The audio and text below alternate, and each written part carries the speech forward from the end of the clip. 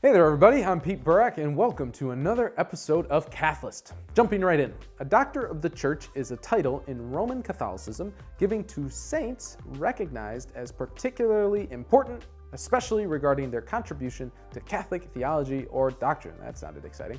To date, there are 36 doctors of the church, including Gregory and Catherine the Greats, Augustine, Jerome, Dre, Phil, and who? Iris has just informed me that Dr. Dre is a rapper, Dr. Phil is a creepy TV psychiatrist, and Dr. Who is a Time Lord. Anyway, today we're going to be talking about one of the first doctors of the church, Saint AmBROse, otherwise known as Saint AmBro, or just Bro for sure. We're tight. Stick around.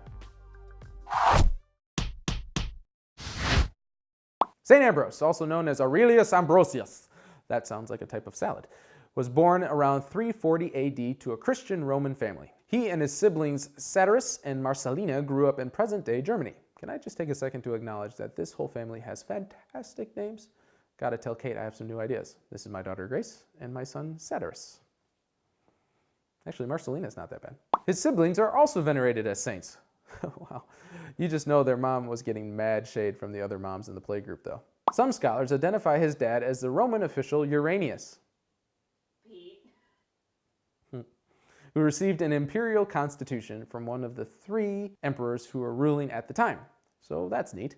And his mom was a woman of great intellect and piety. It is believed by many that when AmBROse was just a baby, a swarm of bees landed on his face and left behind a drop of honey. Uranius took this as a sign of his son's future eloquence, you know, as one does. Also, a whole swarm and just a drop? Not even a dollop? Like his father, AmBROse was given a place on the council and was made governor of Aemilia Liguria around 372. In 384, he became the bishop of Milan. He actually didn't want to be a bishop and went into hiding until the emperor declared severe penalties to anyone who would shelter him. Offsides, holding, and pass interference, the usual, you know. Offsides. In the late 4th century, there arose a group of heretics called ARIANS.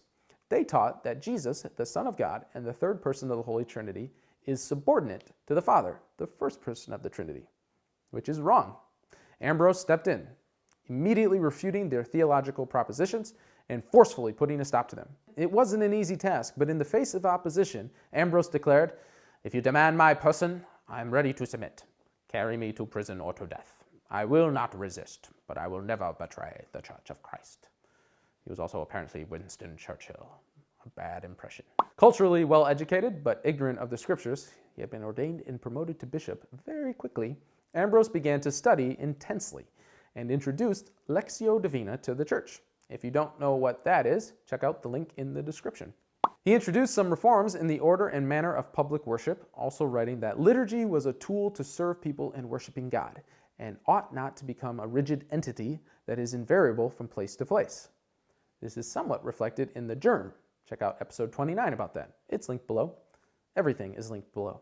AmBROse authored many of the church's important writings and hymns, and is credited with composing the repertory Ambrosian chant, related to but distinct from Gregorian chant. Points if you can tell the difference, you nerds. I can't. And finally for now, AmBROse is also credited with composing the hymn Te Deum, which is believed to have been written when he baptized Augustine of Hippo. 2 great things to add to your resume. Baptism of a saint, and the greatest hymn of all time. And that's all the time we have for now, folks. Thanks for watching this episode of Cathlist. I'm Burak. We'll see you next week. Don't forget to subscribe to our channel below and give us a like or a share or a smooch. I don't know, whatever floats your fancy. Whatever that means. God bless.